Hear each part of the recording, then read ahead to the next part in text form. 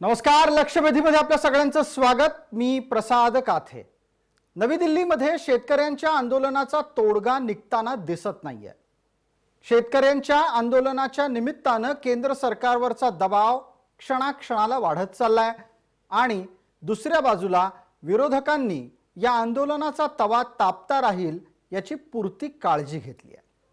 अकाली दल जे आजवर भारतीय जनता पार्टीच्या सोबत होतं त्याचे एकेकाळचे सर्वेसर्वा पंजाबचे माजी मुख्यमंत्री प्रकाश सिंग बादल यांनी शेतकऱ्यांच्या प्रश्नाबाबत केंद्र सरकार गंभीर नाही अशी ठाम भूमिका घेत आपला पद्मविभूषण हा सन्मान परत करण्याचं ठरवलंय.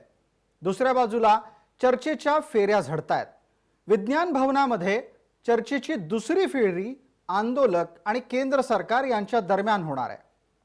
या दरम्यान सरकारनं आपल्याकडून आंदोलकांनी लवकरात लवकर शांत व्हावं, परिस्थिती सुधारावी, ती चिघळू नये याच्यासाठी आंदोलनकर्त्यांमध्ये अन्न वाटपाचा प्रस्ताव दिला. आंदोलनकर्त्यांनी तो तात्काळ धुडकावून लावला आणि आपली भूमिका अधिक ताठर केली. यापूर्वी कायदे रद्द करू नका असं म्हणणारे आंदोलक आता अत्यंत थेट आणि स्पष्टपणे कायदे रद्द झालेच पाहिजेत या भूमिकेपर्यंत पोहोचले. प्रसंगी कायदे रद्द करण्याच्यासाठी विशेष अधिवेशन बोलवलं जावं अशी मागणी सुद्धा त्यांनी केली आहे. मुळात शेतकऱ्यांच्या आंदोलनातल्या या मागण्या का बदलतायत? क्षणाक्षणाला आंदोलन अधिक तीव्र होत असताना त्यामागे कुठल्या बाह्यशक्ती आहेत का? शेतकरी आपल्या ज्या मुद्द्यांच्या आधारे आंदोलनाला बसलाय त्या मुद्द्यांना देशातून सर्व शेतकऱ्यांचा पाठिंबा आहे का? आणि याही पलीकडे जाऊन एक महत्त्वाचा मुद्दा, गेली जवळपास 6 वर्ष विशेष असं कुठलं मोठं आंदोलन मोदी सरकारच्या विरोधात उभं राहू शकलं नसताना शेतकऱ्यांच्या मुद्द्यावर मोदी सरकार कोंडीत सापडलंय का? या प्रश्नांची उत्तरं शोधण्यासाठी आजची लक्षवेधीची चर्चा, शेतकरी आंदोलन का चिघळलं?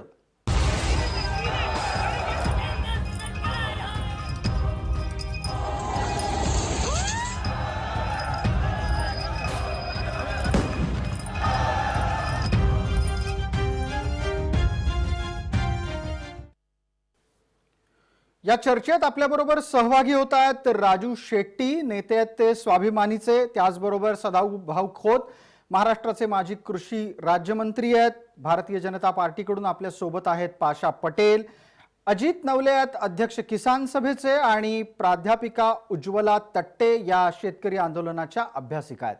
आत्ताच्या घडीला या सगळ्या चर्चेला कुठल्याही प्रकारे राजकीय वळण लगेच लागू नये म्हणून मला अभ्यासकांच्या निमित्तानं उज्ज्वला मॅडमना काही पहिल्यांदा प्रश्न विचारायचे आहेत. त्यापूर्वी प्रज्वला मॅडमना मला प्रश्न विचारण्याच्या पूर्वी आपण एकदा ग्राफिक्सच्या माध्यमातून पाहू सरकारचा दावा काय, आंदोलकांचं म्हणणं काय आहे. या दोन्ही गोष्टी आता आपल्या समोर स्क्रीनवर येत आहेत, त्या आपण वाचणार आहोत. केंद्राची भूमिका आहे की नवं धोरण हे शेतकऱ्यांच्या हिताचं आहे. आंदोलक मात्र हे मान्य करायला तयार नाहीत. त्यांचं म्हणणं आहे की कृषी बाजार समित्यांचं अस्तित्व धोक्यात येईल. दुसरा मुद्दा काय आहे तो पहा. शेतकऱ्यांच्या उत्पादनांना योग्य भाव मिळेल असं केंद्राचं म्हणणं आहे. आंदोलकांचं म्हणणं आहे की किमान समर्थन मूल्याचा कायद्यात समावेश करा तरच हे शक्य होईल. कृषी क्षेत्रात गुंतवणूक वाढेल असा केंद्राला विश्वास आहे. तर कायद्यामुळे म्हणजे अर्थात नव्या कृषी धोरणामुळे नवी जमीनदारी जन्माला येईल अशा प्रकारे केंद्राच्या भूमिकेचा आंदोलकांनी विरोध केलाय. पुढचा मुद्दा आहे की कृषी कायदा रद्द केल्यास शेतकऱ्यांचंच नुकसान होईल आणि आंदोलक मात्र नवे कृषी धोरण रद्द करा या भूमिकेवर ठाम आहे.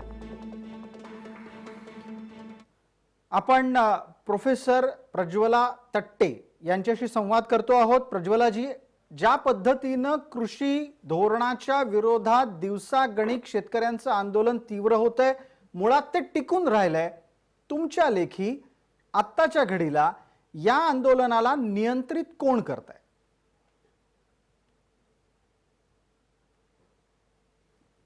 प्रज्वलाजी, माझा आवाज पोहोचलाय आपल्यापर्यंत? हो, तुमचा आवाज पोहोचतोय. अगदी, बोला. या आंदोलनाला नियंत्रित कोणीच करत नाहीये, शेतकरीच नियंत्रित करतायत.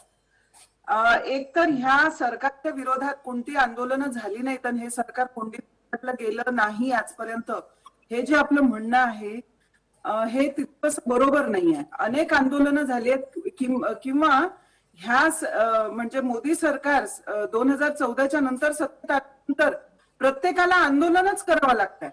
स्वतःच्या नागरिकत्वासाठी आंदोलन करावं लागतंय, विद्यार्थ्यांना आंदोलन करावं लागतंय, सर्वांना आंदोलनच करावे लागतात आहे. आणि महाराष्ट्रात सुद्धा बऱ्यापैकी आंदोलन ह्याच्या आधी सुद्धा झालेलं आहे.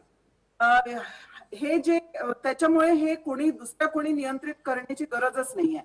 असं महाराष्ट्र पंजाबमध्ये आता जे संकट येऊ घातलं आहे बर. तसं संकट महाराष्ट्रामध्ये जेव्हा कॉटन फेडरेशन किंवा कापूस एकाधिकार योजना मोडीत निघाली त्याच्यानंतर लगेच आलं होतं. ठीक. कापूस एकाधिकार योजना मोडीत निघाल्यानंतर महाराष्ट्रामध्ये शेतकऱ्यांच्या आत्महत्या सुरू झाल्या होत्या. पंजाब शेतकऱ्यांनी ह्याच्यापासूनच धडा घेतलेला आहे की ज्यावेळी सरकार खरेदीतून निघून जातं त्यावेळी काय होतं. पण सरकार प्रज्वलाजी, जरी हे सरकार म्हणत असलं- खरेदीतून निघून जातंय हे कोण सांगतंय शेतकऱ्यांना? कारण सरकार दोन मार्केट्स उभं करत ना. बाजारामध्ये 1 नेशन 2 मार्केट्स असं सरकारचं धोरण आहे. या बिलांवरून असं दिसतं की सरकारला 2 मार्केट्स उभे करायचे. एक कुठली? म्हणजे सरकारी मार्केट ज्याच्यामध्ये टॅक्स घेतला जाईल बरं. आणि कॉर्पोरेट मार्केट ज्याच्यामध्ये टॅक्स घेतला जाणार नाही. त्याच्यामुळे ते सुरुवातीला बरं. शेतकऱ्यांना थोडा जास्त प्रज्वलाजी, आपण असं म्हणालात की सरकार 2 बाजार उपलब्ध करत आहे. मला 2 प्रश्न या निमित्तानं विचारायचे आहेत. सरकार 2 बाजार उपलब्ध करत असेल तर कृषी उत्पादकाच्या साठी ते चांगलं नाही का? ज्या बाजारात अधिक भाव मिळेल तिथे विकण्याची त्याला मुभा असणं आणि त्यासाठी 2 बाजार उपलब्ध असणं हे चांगलं नाही का? आणि दुसरं, तुम्ही स्वतःच हे मान्य करताय की सरकार 2 बाजार उपलब्ध करतंय, त्यातला एक बाजार हा सरकारी बाजार आहे, म्हणजे याचा सोपा अर्थ कृषी उत्पन्न बाजार समित्या संपणार नाहीयेत, हे तुम्ही मान्य करता? नाही, पण कॉर्पोरेट कडून ते टॅक्स घेणार नाहीयेत ना. जो टॅक्स बाजार समित्यांमध्ये घेतला जाणार आहे तो कॉर्पोरेट ला त्याच्यापासून त्यांनी सुटका दिली आहे, त्याच्यापासून सुटका दिलेली आहे. बरं, हे असंच झालं ना ज्यावेळी ठीक आहे. कॉर्पोरेट्सच्या भूमिकेच्या बद्दलचा तुमचा प्रश्न लक्षात आला, पण 2 बाजार उपलब्ध होत आहेत ही गोष्ट तुम्ही अधोरेखित केली, त्याबद्दल धन्यवाद. चर्चेला थोडं पुढे नेऊयात. आपल्या सोबत राजू शेट्टी आहेत. शेट्टी साहेब, आवाज येतोय माझा? आपण फोनवरून आमच्या सोबत आहे. अगदी. शेट्टी साहेब, महाराष्ट्रातली परिस्थिती काय? आजचा दिवस हा महाराष्ट्रात अनेक ठिकाणी दिल्लीच्या आंदोलनाच्या समर्थनार्थ होणाऱ्या आंदोलनांचा दिवस पण आहे. शेतकरी बऱ्याच ठिकाणी रस्त्यावर उतरले आहेत. महाराष्ट्रातला शेतकरी उत्स्फूर्तपणे रस्त्यावर आलाय का संघटनेचे कार्यकर्ते रस्त्यावर आले? शेतकरी रस्त्यावर आलेला आहे आणि याचं कारण खर तर दिल्लीला पूर्ण देशातल्या शेतकऱ्यांना आंदोलनामध्ये भाग घेण्यासाठी जायचं होतं. परंतु हे आंदोलन देशभरातल्या शेतकऱ्यांचं नसून हे फक्त उत्तर भागातल्या पंजाब, हरियाणा आणि काही अंशी उत्तर प्रदेश मधला पश्चिम उत्तर प्रदेशाचं आंदोलन आहे. हे दाखवून द्यायचा शेड्यूलवर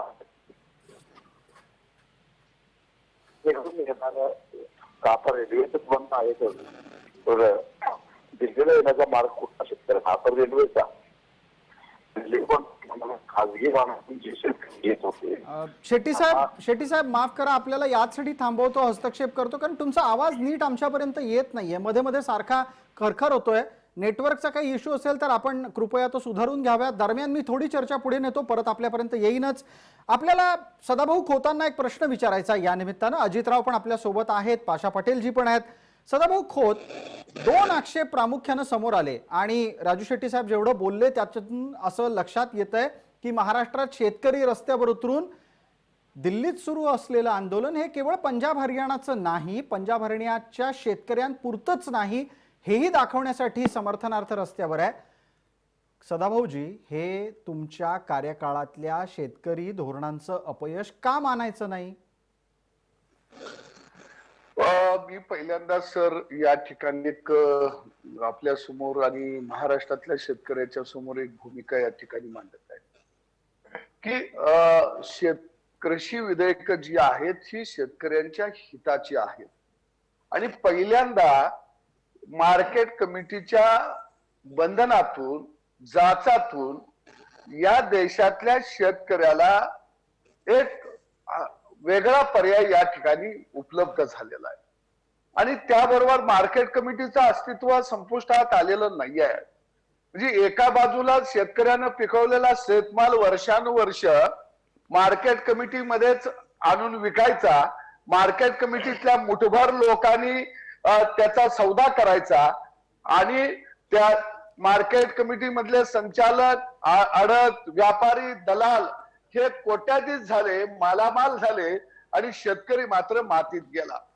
जर मला एक वेगळा पर्याय मिळत असेल, मार्केट कमिटीच्या ऐवजी मी माझा पिकवलेला शेतमाल या देशाच्या कानाकोपऱ्यात विकण्याचा मला अधिकार मिळत असेल, कोण व्यापारी खरीददार जर माझ्या शेतावर येणार असेल आणि त्याची जर योग्य किंमत मला परवडली तर तो मला माल माझा विकण्याचा अधिकार मिळत असेल तर माझ्या स्वातंत्र्याच्या आड सदाभाऊ ही भूमिका आजवर अनेकदा ऐकली आहे, आजवर अनेकदा ऐकली. आपल्याला इतिहासात आत्ता रमायचं नाहीये, वर्तमानात येऊयात परत.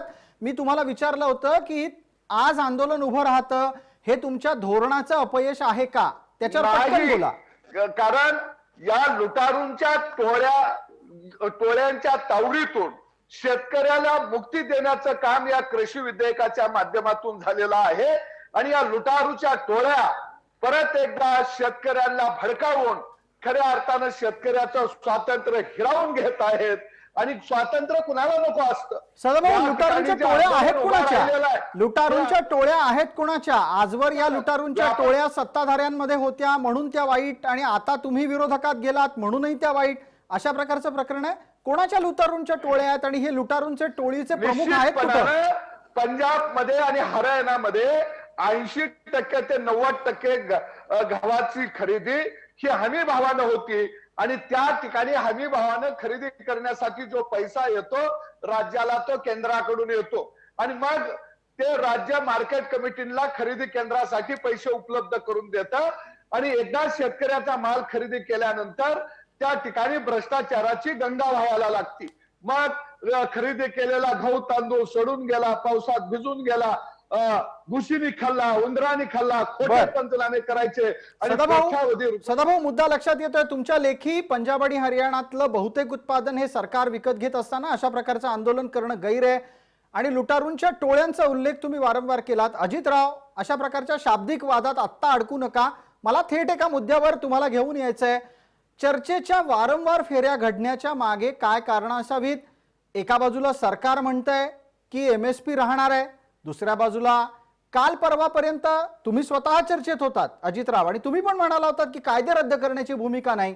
आता अचानक कायदे रद्द करण्याची भूमिका कशी काय यायला लागली? म्हणजे जेव्हा सरकार एक पाऊल पुढे टाकतं, आंदोलक 2 पावलं मागे का जायला लागले? नाही प्रसादजी, आपण बघा, पहिल्यापासून म्हणजे जेव्हा हे विधेयक आले तेव्हापासून आमची भूमिका एकच आहे, ती सातत्याची आहे आणि आपल्या बरोबर अनेक वेळा चर्चेमध्ये मी हे सांगितलेलं आहे की ते विधेयक जेव्हा आले तेव्हा ती विधेयक मागे घ्या हीच आमची मागणी होती आणि ज्यावेळी त्याचं कायद्यात रूपांतर झालं त्या दिवशी सुद्धा आमची तीच मागणी होती. 26-27 ला आम्ही रस्त्यावर उतरलो, तीच मागणी होती आणि आजही दिल्लीची नाकेबंदी केली आहे. महाराष्ट्रामध्ये प्रत्येक तालुक्यामध्ये हजारो शेतकरी रस्त्यावर उतरलेत. आमची तीच मागणी आहे की हे 3 कायदे जे शेतकरी विरोधी कायदे आहेत, कॉर्पोरेट घराण्यांना शेती उघडी करणारे, खुली करणारे कायदे आहेत, हे कायदे मागे घ्या ही आमची प्रमुख मागणी आहे. पण अजितराव, आपण अगदी परवा या विषयावर चर्चा केली. परवा अजितराव तुम्ही त्या इतक्या कठोरपणे भूमिका घेत नव्हतात. मला हेच समजून घ्यायचंय तुमच्याकडून की ज्या वेळेला चर्चा ही टप्प्यात येते असं लक्षात आलं की भलताच मुद्दा काढायचा आणि चर्चा फिरवून टाकायची, ही आंदोलकांची रणनीती आहे का? बिलकुल नाही. मी पाठवलेल्या आपल्याला सगळ्या प्रेस नोट तुमच्या मोबाईल मध्ये आहे. मी आतापर्यंत केलेली स्टेटमेंट आपल्याकडे आहेत. केवळ मीच नव्हे, अखिल भारतीय किसान संघर्ष समन्वय समितीने आतापर्यंत ज्या ज्या प्रेस नोट काढल्या त्या मी सगळ्या तुम्हाला फॉरवर्ड केलेल्या आहेत, त्या ऑन रेकॉर्ड आहेत आणि त्यामुळे एक वाक्यता आमची आहे की हे कायदे हे शेतकरी विरोधी आहेत, ते मागे घेतले पाहिजेत आणि नवं प्रो फार्मर अशा प्रकारचं धोरण हे सरकारने आणलं पाहिजे ही आमची ठाम भूमिका आहे आणि त्याच्यामध्ये कोणताही बदल करण्याची मानसिकता आज आमची नाही. नाही, प्रत्यक्षात जे दिल्लीत घडतंय, माध्यमातून सगळ्या ठिकाणी पोहोचतंय तेही आपल्या सगळ्यांना दिसतंय. पाशा पटेल आपल्यासोबत जोडले गेलेले आहेत. पाशा भाऊ, आवाज येतोय अशी अपेक्षा आहे. आपण थेट या मुद्द्यावर येऊ. शेतकरी आत्ताच्या घडीला ज्या आंदोलनाच्या निमित्तानं रस्त्यावर बसलेला आहे, ही परिस्थिती आटोक्यात येऊ शकते का? चर्चेची दुसरी फेरी आज होतीये. चर्चेच्या तिसऱ्या फेरीकडे आपण जाऊ का, चौथ्याकडे जाऊ का? आणि मला सत्ताधारी गटाचे प्रतिनिधी या नात्यानं आपल्याला विचारायचं आहे, तुम्ही शेतकऱ्यांच्या प्रश्नांना चर्चेत अडकवून टाकलं आहे का?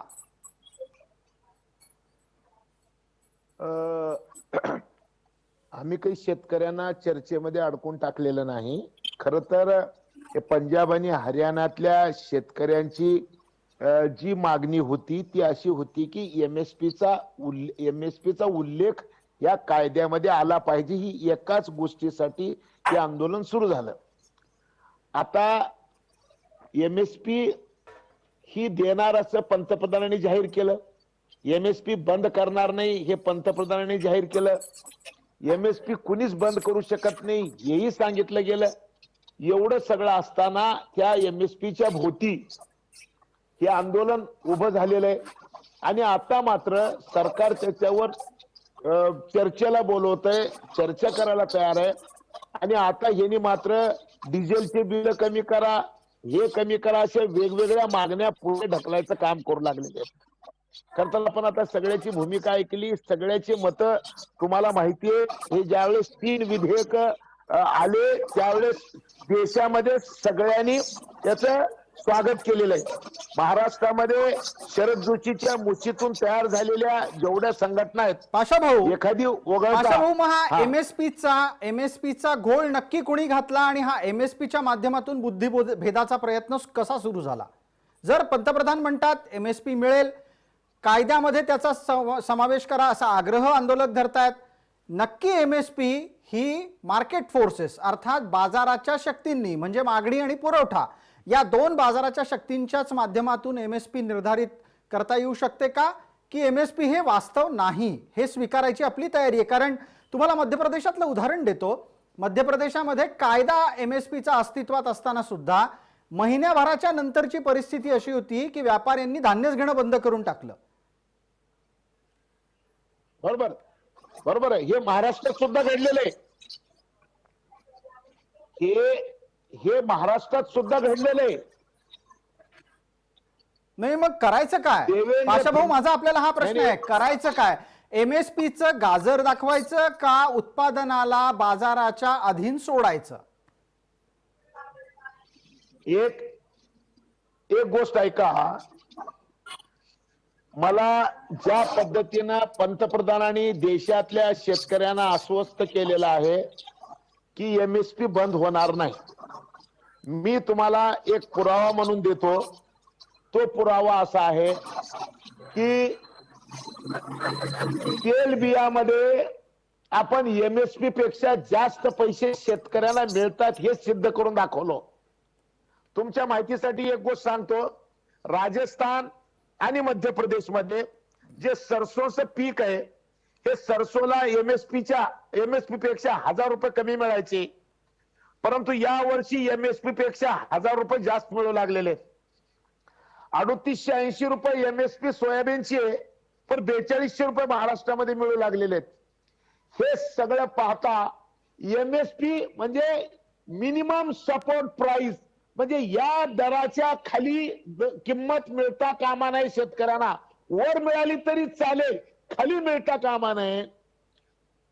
जर का आपण सगळ्यांनी या गोष्टीचा विचार केला तर एमएसपीच्या वर दर देता येऊ शकतात, हे मी अत्यंत जबाबदारीने सांगतो. प्रज्वला तट्टे याला तार्किक उत्तर देतील.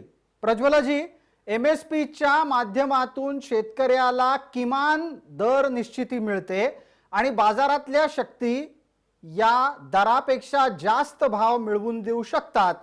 थोडक्यात काय, कृषी मूल्याला माफ करा, कृषी उत्पादनाला बाजाराच्या अधीन ठेवण्याची ही मानसिकता आहे, हा विचार आहे? असं नेहमीच होत नाही. एमएसपीच्या पेक्षा जास्ती भाव मिळाले हे दरवर्षी होत नाही. आपण पाहिलं ना, महाराष्ट्रात एका वर्षी 7,000 रुपये क्विंटलनी खपली, एका वर्षी 1,000 रुपये क्विंटलनी पण खपली ना. आपण कसं आहे की एखाद्या वर्षी हे होतं, त्याच्यावरून तुम्ही हे दरवर्षी एमएसपीच्या वरती जर ओपन मार्केट केलं तर दरवर्षी हे मिळू शकतं अशी खात्री नसते. एमएसपी ही एक अशी खात्री असते की कितीही भाव पडले, समजा एखाद्या वर्षी भाव पडले तर ते त्याच्या खाली जाणार नाही. बरोबर आहे.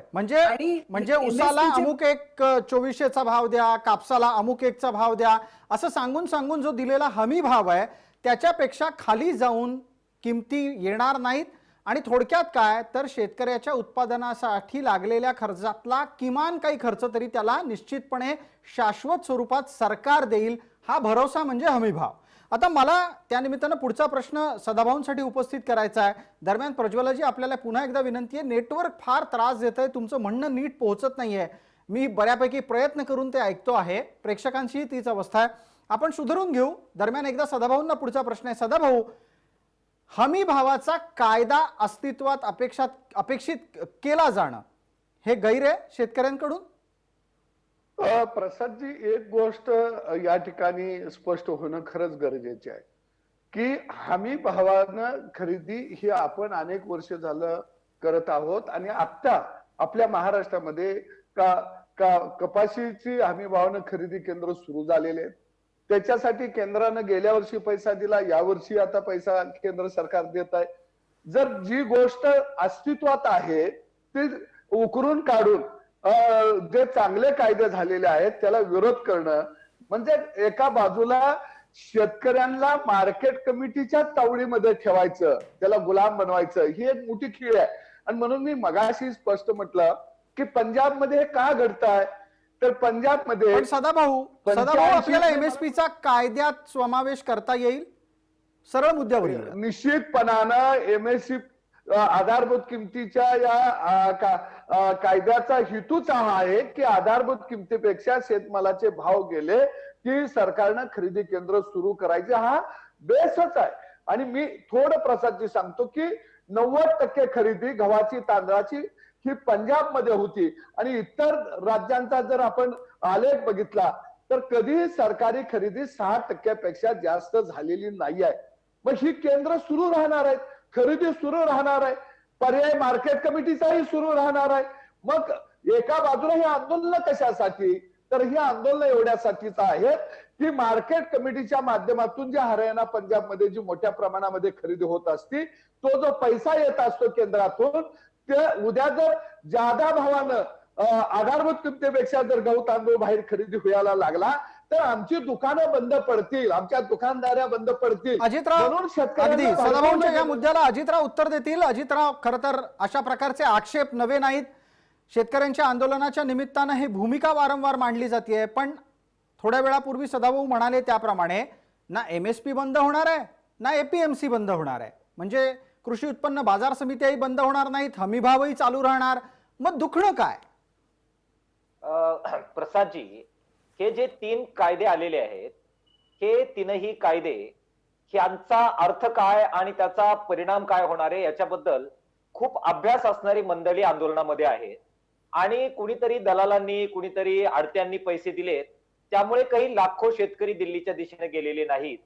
किंवा 3 शेतकऱ्यांचे आज शहीद झालेत, ते शहीदांच्या ज्या हत्या आहेत त्या काही कुणीतरी प्रमोट केल्यामुळे झालेल्या नाहीत. शेतकऱ्यांना त्यांचं भलं बरोबर कळतं आणि उद्या काय वाढून ठेवलेलं आहे याची साधार भीती वाटल्यामुळेच शेतकरी आज इतक्या प्रचंड ताकदीनं रणांगणात उतरलेत. ही बाब पहिल्यांदा समजून घेतली पाहिजे. अगदी अजितराव, माझं म्हणणं आहे की तुम्ही तात्कालिक त्याच भूमिकेवर लवकर परत या की शेतकरी नक्की उद्या कोणत्या आव्हानांचा मुकाबला करतील जर हे कायदे लागू झाले. आणि त्याचबरोबर एक पुढचा मुद्दा अजून गरजेचा आहे चर्चेत की जो कायदा आणला गेला आहे त्याच्या अंमलबजावणीच्यासाठी तुम्ही सरकारला काही वेळ देणार आहात की दिसतोय कायदा घे सुरू कर आंदोलन, ही भूमिका आहे? प्रसादजी, भरपूर वेळ या सरकारला देऊन झालेला आहे. पहिली टर्म 5 वर्षाची देऊन झाली, त्यानंतरची ही दुसरी टर्म आता 1-2 वर्षाची होत आलेली आहे. प्रत्येक वेळी सरकार या वेगवेगळ्या शेती धोरणांच्या निमित्तानं कॉर्पोरेट घराणे, प्रक्रियादार, निर्यातदार यांच्या बाजूने धोरण घेताना दिसतंय. या कायद्यांचा उद्देश सुद्धा भाषा जरी शेतकऱ्यांना स्वातंत्र्य देण्याची असली तरी सुद्धा खाजगी मार्केटच्या द्वारे कॉर्पोरेट कंपन्यांना शेती बहाल करण्याचंच धोरण या कायद्याच्या अंतर्गत आखलं जातंय. हे रिफॉर्म्स नावाचं जे प्रकरण आहे, प्रसादजी, आपल्याला रिफॉर्म्स हवेच आहेत, परंतु ते प्रो फार्मर्स रिफॉर्म आम्हाला हवेत. आता जे रिफॉर्म्स हे सरकार आणतंय ते प्रो कॉर्पोरेट रिफॉर्म्स आहेत. आणि मुद्दा हा कायद्याचा, हमी भावाचा आहेच, पण खरा मुद्दा सरकार या कायद्याच्या अंतर्गत जे धोरण राबवतंय ते कॉर्पोरेट घराण्यांच्या, खरेदीदारांच्या, प्रक्रियादारांच्या, निर्यातदारांच्या बाजूची आहेत आणि शेतकऱ्यांना अडचणीत आणणारी आहेत. आणि म्हणून एवढ्या प्रचंड प्रमाणात 500च्या वर संघटना या आज संबंध भारतभर रस्त्यावर उतरलेल्या आहेत. ठीक आहे, अजितराव राजू शेट्टी जोडले गेले आहेत. मी यासाठी आपल्याला थांबवतोय कारण मगाशी आपल्या संवादामध्ये थोड्या काही तांत्रिक अडचणी आल्या होत्या. राजू शेट्टी साहेब आता जोडले गेले आहेत. शेट्टी साहेब, मुद्दा इथे MSP आणि APMC अर्थात हमी भाव आणि कृषी उत्पन्न बाजार समिती या दोन्ही भोवती फिरतोय वारंवार. सत्ताधारी गटाचं म्हणणं आहे की या दोन्ही गोष्टी अस्तित्वात राहत आहेत, केवळ आणि केवळ राजकारणासाठी आंदोलन होतंय. मला आपल्याला असा प्रश्न विचारायचा आहे की शेट्टी साहेब, हमी भाव राहणार असताना सुद्धा या मुद्द्यावरची आंदोलनं ही न्यायपूर्ण तर्कसंगत समजायची आहेत का? आणि कृषी उत्पन्न बाजार समित्यांमधलं राजकारण आजवर तुम्हाला चालत नव्हतं, आता धोरणांच्या म्हणजे बदलानंतर APMCतलं राजकारण संपेल आणि शेतकऱ्याला न्याय मिळेल, हे नव्या राजू शेट्टींना पटतं का? राजू शेट्टी नवा नाही, जुनाच आहे. तुम्ही तुमचा चष्मा बदला किंवा तुम्हाला कोणी ज्याने चष्मा लावायला लावलाय त्यांना चष्मा काढून घ्यायला सांगा. मी आहे तोच आहे. महत्वाचं म्हणजे कृषी उत्पन्न बाजार समितीमध्ये राजकारण आहे का? 100% आहे. शोषण आहे का? 100% आहे. पण आज जी व्यवस्था आहे ती व्यवस्था उभी करण्यासाठी सरकारचे, समाजाचे करोडो रुपये त्याच्यामध्ये खर्च पडलेले आहेत आणि त्याच्यामध्ये दोष शिरले असतील तर ते दोष दुरुस्त केले पाहिजेत. हा शहाणपणा आहे. घरात ढेकणं झाली म्हणून घर जाळायचं नसतं, तर औषध फवारणी करून ढेकणाचा बंदोबस्त करायचा असतो. जे आहेत प्रचलित कायदे आहेत ते अधिक कडक करून या सगळ्या बाजार समितीच्या प्रवृत्ती आपण थांबवू शकतो. पण मला एक सांगा की 1.5 क्विंटल धान्य विकायचं असेल तर शेतकऱ्याला बाजार समितीतच जावं लागेल. हे लक्षात द्या. तिथं कोणी खाजगी व्यापारी येणार नाही, कुठली कॉर्पोरेट कंपनी येणार नाही. तुकड्या तुकड्याची शेती आहे, छोटे छोटे शेतकरी आहेत आणि त्यांना आपला माल बाजारातच घेऊन जावा लागेल. ही व्यवस्था मोडणं आपल्याला परवडण्यासारखं नाही, हे पहिल्यांदा लक्षात घेतलं पाहिजे. अगदी. शेट्टी साहेब, आपण दोन मुद्दे मांडलेत, त्याच्यावरचे पटकन आपण प्रतिवाद घेऊ. सदाभाऊ खोत, पटकन शेट्टी साहेबांच्या या मुद्द्याला उत्तर द्या की घरात ढेकणं झाली तर औषध फवारा, घर जाळू नका. नवं कृषी धोरण हे शेतकऱ्यांच्या विद्यमान सर्व रचना, मग त्या रचना APMC अंतर्गतच्या भ्रष्ट आहेत हे स्वतः शेट्टी साहेब मान्य करतात, त्या रचना समूळ उखडून टाकल्या पाहिजेत का आहेत त्या कायद्यांना अधिक कठोर केलं पाहिजे? मार्केट कमिटीचं अस्तित्व एका बाजूला अबाधित राहणार आहे, परंतु या मार्केट कमिटीमध्ये मुठभर व्यापाऱ्यांनाच खरेदीचं लायसन्स दिलं जातं. वर्षानुवर्ष ते लोक शेतकऱ्याचं शोषण करत आहेत आणि शेतकरी जर आपला माल बाहेर विकायला गेला तर त्याच्यावरती गुन्हे दाखल होत होते. आणि म्हणून भाजीपाला नेमणमुक्तीचा आम्ही निर्णय घेतल्यानंतर ज्यावेळी शेतकरी मुंबई सारख्या शहरामध्ये यायला लागल्यानंतर त्या ठिकाणी त्याला अडवलं गेलं. आता जर त्याला अजून एक जर पर्याय मिळत असेल तर तो शेतकरी ठरवेल, मला मार्केट कमिटीमध्ये जायचं का मला खुल्या बाजारामध्ये जायचं का मला डायरेक्ट ग्राहकाला विकायचं. वर्षानुवर्ष ही बाडगुळ पोसायचा. आम्ही काय ठेका घेतलाय का? यांनी स्पर्धेमध्ये उतरावं या बाडगुळांनी आणि शेतकऱ्याचं भलं करावं. आता 70 वर्षाच्या कालखंडामध्ये ही व्यवस्था चालू ठेवल्यामुळं या देशातल्या 5 लाख शेतकऱ्यांनी आत्महत्या केल्या. ठीक आहे. आपल्या या मुद्द्याला प्रतिवाद करण्याची संधी राजू शेट्टींना देतोच आहोत. तत्पूर्वी एक आणखीन मुद्दा जो शेट्टी साहेबांनी थोड्या वेळापूर्वी मांडला त्याचंही उत्तर आपण पाशा पटेलांकडून घेऊ. पाशा पटेलजी, हा जो दीड क्विंटल शेतीमाल उत्पादनाच्या विक्री संदर्भातला नियम आहे, हा जाचक आहे का समर्थनीय आहे? नाही, एक मिनिट आहे का, 1.5 क्विंटल विकायला मार्केट यार्डात जायची गरजच नाही. शेतकऱ्याच्या पोरांनी शेतकरी उत्पादक कंपन्या गावात काढायच्या आणि आपला माल गावातच द्यायचा आहे.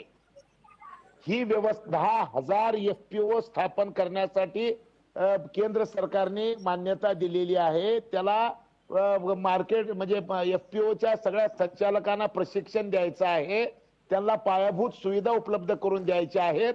म्हणजे ही बाजार व्यवस्था गावापासूनच उभी करायची. 150-200 गावचे लोक एक क्विंटल माल घेऊन 50-50 किलोमीटरवर बाजारात जायची गरजच काय? ठीक आहे. आता तुम्ही या आमच्या जिल्ह्यामध्ये तुमचे 2 मुद्दे पोहोचले. आशा पटेल आणि जिल्ह्यामध्ये सदाभाऊ या- खोत यांच्याकडून आलेल्या मुद्द्यांना राजू शेट्टींकडूनही उत्तर घेणं गरजेचं आहे. शेट्टी साहेब, मला वाटतं यांची उत्तर आपल्यापर्यंत आली असतील. सदाभाऊ खोतांचं सरळ म्हणणं होतं की कृषी उत्पन्न बाजार समितीतली भांडवळं का पोसायची? मुळात त्यांचा आक्षेप एकाधिकारशाहीवर आहे. आणि दुसरं, 4 शेतकरी एकत्र येऊन आपल्या 5 किलोमीटरच्या परिघामध्ये आपलं शेती उत्पादन विकू शकतात, हे वास्तवात शक्य आहे का? दोन्ही मुद्दे, भांडवळांच्या मुद्द्यावर पण बोला आणि सहकारी शेती कितपत रुजू शकेल देशभरामध्ये. ही जी बाजार समितीमध्ये भांडवळ बसलेले आहेत त्या भांडवलांचं नियंत्रण प्रचलित कायद्यानुसार किंवा त्या कायद्यामध्ये दुरुस्ती करून सहज करता येणं शक्य आहे. पण ज्यांना ती संधी मिळाली त्यांनी त्या भांडवलांचं नियंत्रण करण्याच्या ऐवजी त्यांच्याकडून हप्ते वसूल करण्याचं धन्यता मानली. त्याला शेतकरी काय करणार? दुसरी गोष्ट, मी स्वतः एक शेतकरी म्हणून स्थापन केलेली आहे 10 वर्षापूर्वी आणि ती चालवतो. अर्थात ती शेतकऱ्यांच्या भांडवलाच्या बळावर चालवतोय, सरकारची काही मदत मिळाली नाही. पण अशा या उत्पादक कंपन्या स्थापन करायची सरकारची ही फक्त वल्गना आहे. या उत्पादक कंपन्या ज्यावेळी शेतकऱ्याचा शेतीमाल खरेदी करतील त्यावेळी या उत्पादक कंपन्यांना आवश्यक असणारं भांडवल कोण देणार? मी ते सगळं त्यांचा अध्यादेश वाचला. त्याच्यामध्ये उत्पादक कंपन्याकडून मॉर्गेज घेऊन तारण देऊन मग त्याला केंद्र सरकार कर्ज उपलब्ध करून देणार असेल तर ह्या उत्पादक कंपन्या कधीही सक्षम होणार नाहीत. बरं. आणि पाशा पटेल जे काही स्वप्न रंगवत आहेत ते स्वप्न सत्यात येणार नाही. मी पाशा पटेलनी उत्पादक कंपनी स्थापन केल्या काय नाही मला माहित नाही, पण मी माझ्या कार्यकर्त्यांच्या मार्फत अनेक कंपन्या स्थापन केलेल्या आहेत, ते प्रयत्न करतोय. पाशा पटेल यांनी उत्पादन कंपनी स्थापन केली असा दावा करतायत ते. हा केले ते सरकार खरोखर मदत करतंय काय? किती मदत केली जरा सांगा. मग ती कशी मिळाली ती आम्हाला आमच्याही ज्ञानात जरा वर टाका. पाशा पटेलजी, चला या निमित्तानं आपल्याला उत्तर देण्याची संधी आहे. एक मिनिट सांगतो मी की आता केंद्र सरकारने 10,000 FPO स्थापन करायचं ठरवलेलं आहे. ठरवलेलं आहे ते पैसे त्याच्यासाठी कसं देणार आहेत? 25 लाखात शेतीमाल लाख खरेदी करून कोटी होतो का? रुपये देणार आहे. एक मिनिट नाही माझा माल दोन आहे, गोष्टी तेवढा. करायच्या. शेतकऱ्याचा फायदा म्हणजे एक मिनिट गावाकडे एक मिनिट आमचं ऐका. एक मन आहे. एकच मिनिट जरा मला माझं बोलून द्या. मला बोलू देत आहे का? जरा मलाही बोलून दे ठीक आहे. जरा. आमच्या गावाकडे एक मन आहे. बोला मालक एक साडी घेतो म्हटल्यात एक घेतील अनेक घेणार आहेत. असला हा प्रकारच आहे तुमचा. हे पैसे कधी येणार नाहीत कारण तुमच्या घोषणा गेली 6 ऐकतोय त्या घरात आल्या. ते आता आम्हाला माहिती आहे तसंच होणार आहे हे पण. पण शेट्टी साहेब, अशाच घोषणा देणाऱ्यांच्या बरोबर काही काळ गुजारून तुम्ही परत आलेला आहात. हो, पश्चाताप झाला म्हणून सोडलो. अच्छा. पश्चाताप झाल्यानं पाशा पटेल ते परत गेलेले आहेत. तुम्ही तुमचा एकदा अनुभव सांगून टाका. तुमच्या अनुभवातून जर प्रेक्षकांना काही शेतकऱ्यांना माहिती मिळू शकली तर ती उपयोगी पडणार आहे. त्यांचा अनुभव सांगता येत नाही सहन होत नाही असा आहे. पाशा पटेल हे वाक्य ऐकलं का? माझं अनुभव सहनही होत नाही आणि सांगताही येत नाही नाही. जाऊ दे ना मला एक मिनिट आहे का मी बौद्धिक चर्चेकडे वळवण्याचा प्रयत्न करतो. चर्चेला जी. खाजगी चर्चा करू नये. ठीक आहे, वेळेची मर्यादा आहे. पाशा भाऊ, कृपया वेळेत आणि पटकन बोला.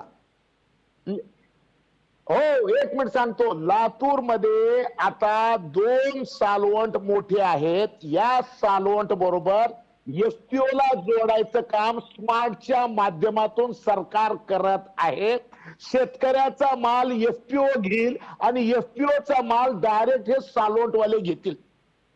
म्हणजे आता राजू शेट्टी साहेब ज्या पक्षाबरोबर काम करतात त्या पक्षाने सांगितले पिकेल तेच म्हणजे विकेल तेच पिकवा. आणि मग या धर्तीवर आता आमच्या जिल्ह्यामध्ये जे सुरू झालेलं आहे ते काय सुरू झाले की ज्या मोठ्या कंपन्या आहेत त्या मोठ्या कंपन्या बरोबर FPO ला जोडून टाकायच्या. अगदी. पाशा भाऊ, आणि आणखीन एक उल्लेख आहे. पाशा भाऊ, एक आणखीन उल्लेख आहे जो राजू शेट्टींच्या प्रश्नानिमित्तानं त्यांच्या समोर ठेवू. राजू शेट्टी साहेब, पिकेल ते विकेल यापेक्षा जे विकलं जाईल ते पिकेल म्हणणारं आत्ताचं सरकार, ज्यांनी तुम्हाला आमदारकी देऊ केलेली आहे आणि ज्या नेतृत्वाला स्वीकारून तुम्ही आता आमदार होऊ घातलेला आहात, ते स्वतःच्या आत्मचरित्रामध्ये या सगळ्या व्यवस्थेचं समर्थन करतात. मी कोणाचं नेतृत्व वगैरे स्वीकारलेलं नाही. मी स्वयंभू माणूस आहे, स्पष्ट सांगतो. तुम्ही माझ्यावर काही लादायला लागला तर मी ते सहन करणार. आणि मी मी कोणाला मारत असेल तर ते फक्त शेतकऱ्यांना, बाकीच गेलं खड्ड्यात सगळं.